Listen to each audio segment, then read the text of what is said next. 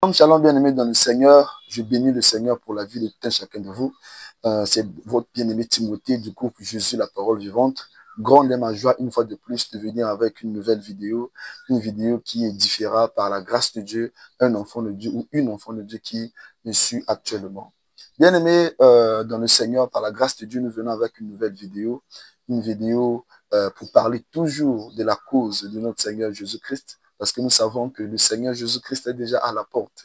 Tous les signes se sont déjà accomplis et le Seigneur vient prendre un peuple qui est saint, sans tache ni ride.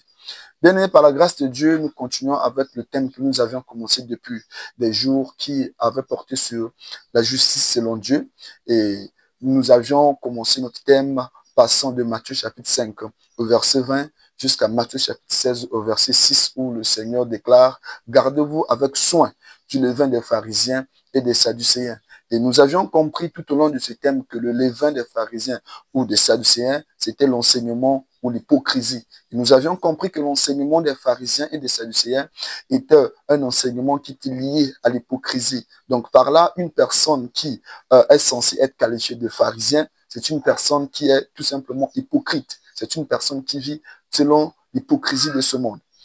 Bien-aimé, par la grâce de Dieu, le Seigneur nous emmène à parler d'un sujet très important. Toujours dans ce thème, nous allons tirer un sous-thème à partir de ce thème qui est la tromperie des pharisiens. Nous allons parler aujourd'hui de la tromperie des pharisiens parce qu'aujourd'hui, nous voyons beaucoup d'enfants de Dieu qui sont trompés. Nous voyons beaucoup de personnes partout dans le monde qui sont trompées. Ces personnes qui remettent ou blâment d'autres personnes pour les erreurs que ces personnes font. Les personnes qui sont trompées, ils remettent la responsabilité de leurs erreurs à d'autres personnes. Bien-aimés, par la grâce de Dieu, nous voulons prendre un passage dans le livre de 1 Roi, chapitre 13, du verset 14 au verset 18. Nous allons lire dans le livre de 1 Roi, chapitre 13, du verset 14 au verset 12. La Bible déclare, « Il alla après l'homme de Dieu et il le trouva assis sous un térébinthe. Il lui dit, « Es-tu l'homme de Dieu qui est venu de Juda ?» Il répondit, « Je le suis. » Alors il lui dit, « Viens avec moi à la maison et tu prendras quelque nourriture. » Mais il répondit, « Je ne puis ni retourner avec toi, ni entrer chez toi. Je ne mangerai point de pain, je ne boirai point d'eau avec toi en ces lieux-ci. Car il m'a été dit par la parole de l'Éternel, tu n'y mangeras point de pain et tu n'y boiras point d'eau, et tu ne prendras pas à ton retour le chemin par lequel tu seras allé. » Et il lui dit, moi aussi, je suis prophète comme toi. Et un ange m'a parlé de la part de l'Éternel et m'a dit, ramène-le avec toi dans ta maison et qu'il mange du pain et boive de l'eau. Il lui mentait. Bien aimé, dans ce passage de 1 Roi, chapitre 13, nous voyons deux prophètes. Nous voyons d'un côté le jeune prophète et d'un autre côté, on voit le vieux prophète. Et pour les lecteurs de la Bible et en lisant le passage de 1 Roi, chapitre 13, nous comprendrons l'histoire. Et ici, il est l'histoire du roi Jéroboam qui avait conduit les enfants d'Israël à l'idolâtrie. Le roi Jéroboam qui avait conduit les enfants d'Israël à pécher. Et dans cette condition de péché, Dieu a envoyé cet homme de Dieu que nous appelons ici le jeune prophète qui alla prononcer l'oracle de l'Éternel contre les actes ou les œuvres du roi Jéroboam ainsi que le peuple d'Israël qui avait péché. Et ce que nous retenons de très important dans ce passage, c'est le fait que ce jeune prophète avait reçu des consignes venant de l'Éternel qui étaient celles de ne pas repartir par le chemin par lequel il était venu et de ne non plus manger ni boire dans ces lieux-là. Déjà par là, nous commençons déjà à voir que cet homme de Dieu, il avait eu des consignes venant de l'Éternel. Il avait eu des signes, il avait eu des paroles venant de l'Éternel. C'est comme nous qui sommes enfants de Dieu aussi, nous avons la parole de Dieu. Pourtant, mon frère, toi, ma soeur, qui me suis, pour toi qui as accepté Jésus-Christ comme Seigneur et Sauveur, tu connais la vérité. Tu connais ce dont Dieu t'a dit. Tu connais les choses que l'Éternel t'a dit dans ton intimité avec lui, dans ta crainte, dans tes temps de prière. Tu connais ce dont Dieu t'a dit. De la même manière que l'Éternel a parlé à ce jeune prophète, l'Éternel nous parle aussi. L'Éternel nous parle tantôt par des songes, il nous parle tantôt par des révélations, il nous parle tantôt par des visions, il nous parle aussi au travers de la parole de Dieu. C'est que nous avons un héritage en Jésus. Et l'héritage que nous avons reçu, c'est cette parole de Dieu. L'Éternel nous a donné des choses que nous devons suivre. L'Éternel nous a donné sa parole et nous sommes censés suivre sa parole. Nous savons que la parole de l'Éternel, elle est vraie, elle est oui et amen. Donc ce que l'Éternel a dit, c'est actuellement la vérité et nous devons rester sur la vérité. Nous voyons bien aimé que ce jeune prophète, après avoir accompli sa mission, après qu'il ait proclamé l'oracle contre Jéroboam devant le peuple d'Israël, il retourna par un autre chemin. Il a obéi à l'Éternel. Mais plus tard, nous voyons que il y a eu un vieux prophète qui est venu dire à ce jeune prophète que l'Éternel lui a envoyé, que l'ange de l'Éternel lui a envoyé pour qu'il puisse venir dans sa maison. Première des choses que nous voyons pour ce qui est de la tromperie. Parce que nous savons que quand on parle de la tromperie, c'est le fait de tromper. C'est le fait d'induire quelqu'un en erreur. L'une des choses bien aimées que nous voyons qui cause à ce que les enfants de Dieu puissent tomber dans la tromperie, c'est premièrement l'instabilité au ainsi dit l'Éternel. Bien aimé, fais attention quand la parole de l'Éternel n'est plus considérée comme telle. Quand tu prends une parole de l'Éternel, pas avec une considération, cela t'emmènera dans la tromperie. Cela t'induira en erreur. Nous voyons bien aimé que cet homme, ce jeune prophète, lui, il avait eu la parole de l'Éternel, il avait eu une confirmation, il avait eu une parole de Dieu. C'est peut-être pour toi, ma sœur qui me suit, tu peux avoir eu des confirmations venant de l'Éternel. Tu peux avoir eu des confirmations venant de l'Éternel sur ta vie, sur ta destinée. L'Éternel peut t'avoir dit que tu le serviras. L'Éternel peut t'avoir donné une orientation pour ce qu'est de ta destinée. Mais je vais te dire que sur ta destinée, sur ton chemin, il y aura des vieux prophètes qui viendront pour te tromper, qui viendront pour te dérouter de ton chemin. Mais ce dont tu as à faire, c'est de te focaliser, de rester sur la parole de l'Éternel, sur ce dont l'Éternel t'a dit. Pour toi, jeune frère qui me dit, qui me suit, tu es appelé au ministère, mais il y aura des personnes qui viendront te dérouter du chemin que l'Éternel a placé devant toi.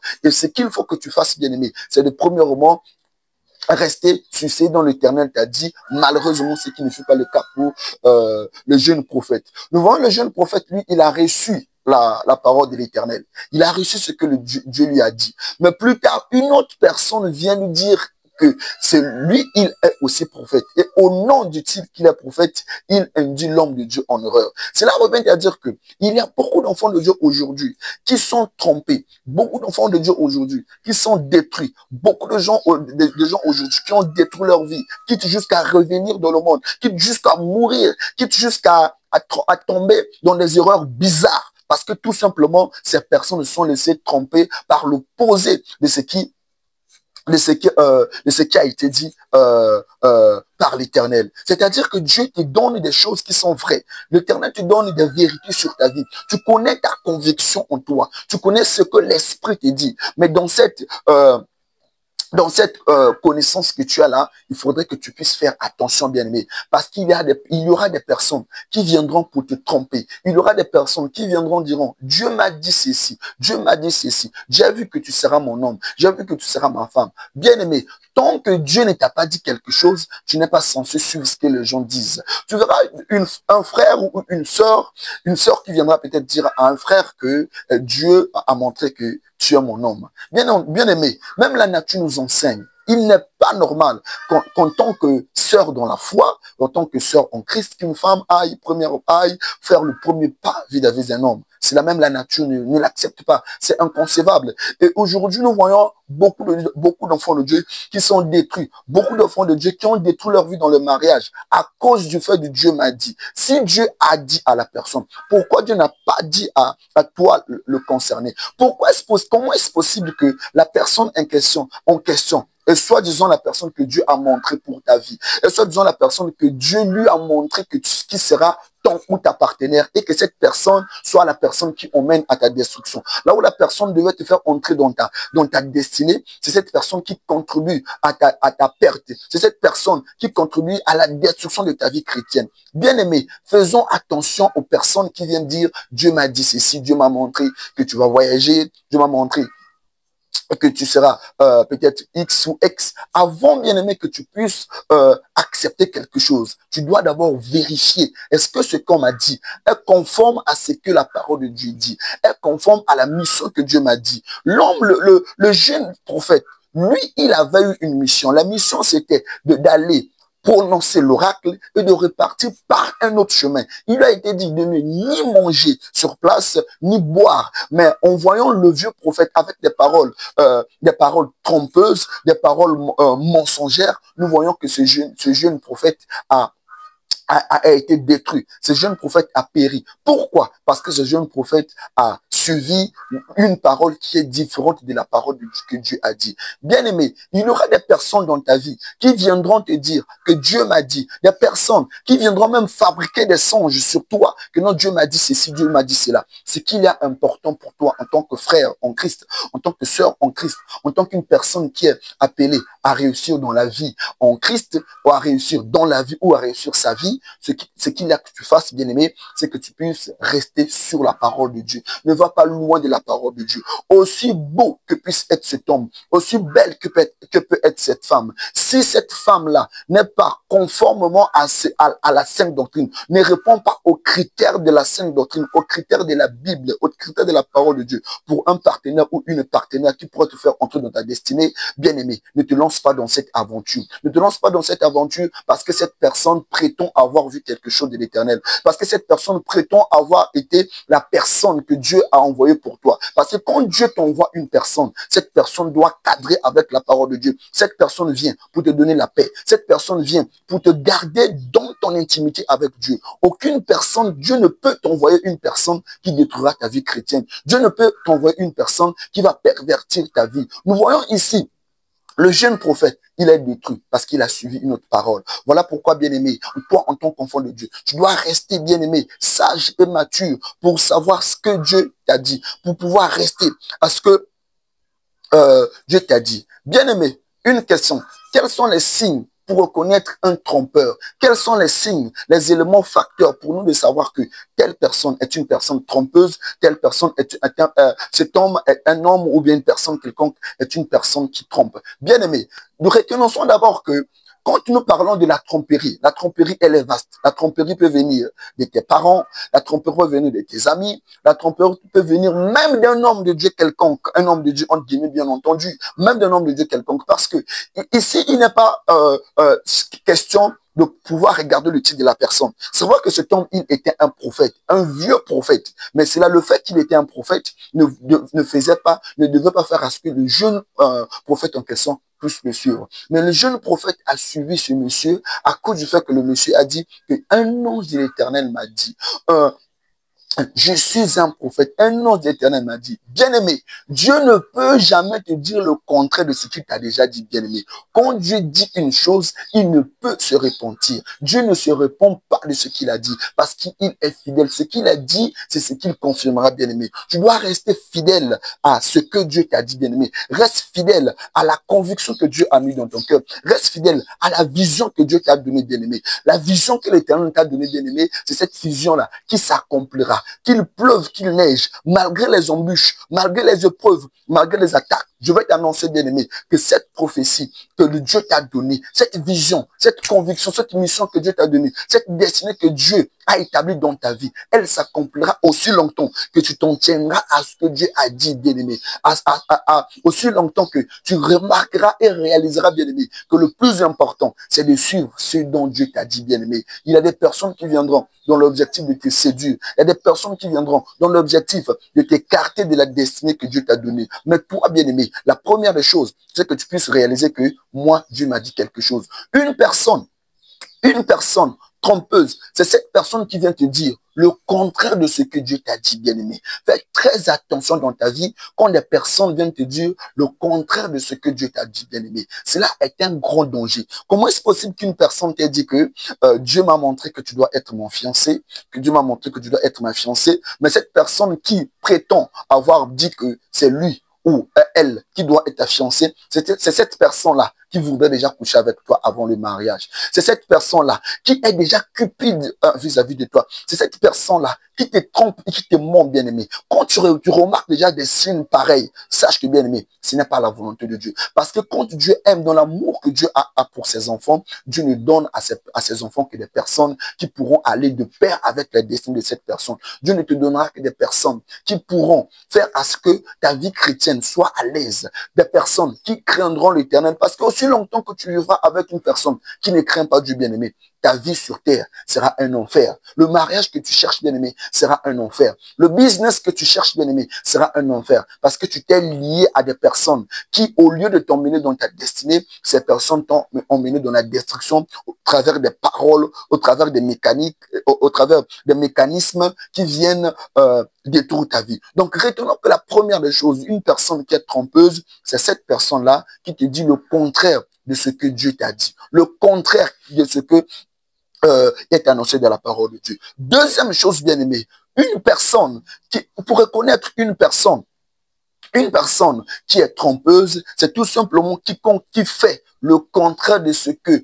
elle a dit au préalable ou le contraire de ce que Dieu a dit. Tu peux remarquer une personne qui te dira que moi, je suis venu dans ta vie, c'est pour apporter ta paix, c'est pour apporter la paix. Dieu m'a dit ceci dans ta vie, ce que je dois faire c'est ceci, ce que je dois faire c'est cela. Mais la même personne qui disait au début, au commencement, vouloir faire quelque chose, c'est la personne qui fera le contraire de ce que la personne a dit. La personne qui peut avoir donné des orientations, ok, dans ma vision, je veux qu'on fasse comme ceci, qu'on fasse comme cela. La personne peut peut-être te dire, ok, dans la vision, c'est vrai que toi et moi sommes peut-être dans le fiançailles, toi et moi sommes peut-être dans le business, nous allons travailler ensemble. Ce qu'il faut qu'on fasse au début, c'est que nous n'allons pas peut-être commencer à mettre l'argent en premier lieu. Nous allons d'abord essayer de prioriser notre relation, prioriser l'avantage de la structure, l'avantage de la compagnie, l'avantage du business, l'avantage, prioriser peut-être la prière. Mais ce que la personne dit, tu vas remarquer que la personne commence à faire le contraire de ce que la personne avait dit au début. Bien aimé, c'est de la tromperie. La tromperie, elle est grande, bien aimé. Elle est partout. Mais ce qui est à toi de pouvoir réaliser, de pouvoir discerner ce dont Dieu t'a donné. Ma prière, bien aimé, pour toi qui suis cette vidéo, pour toi qui me suis à l'instant même, c'est que Dieu puisse t'ouvrir les yeux, qui te donne un esprit de discernement pour que tu puisses réaliser. Pour que tu puisses réaliser, bien aimé, qu'il faut savoir rester sur ce dont Dieu t'a dit. Une question.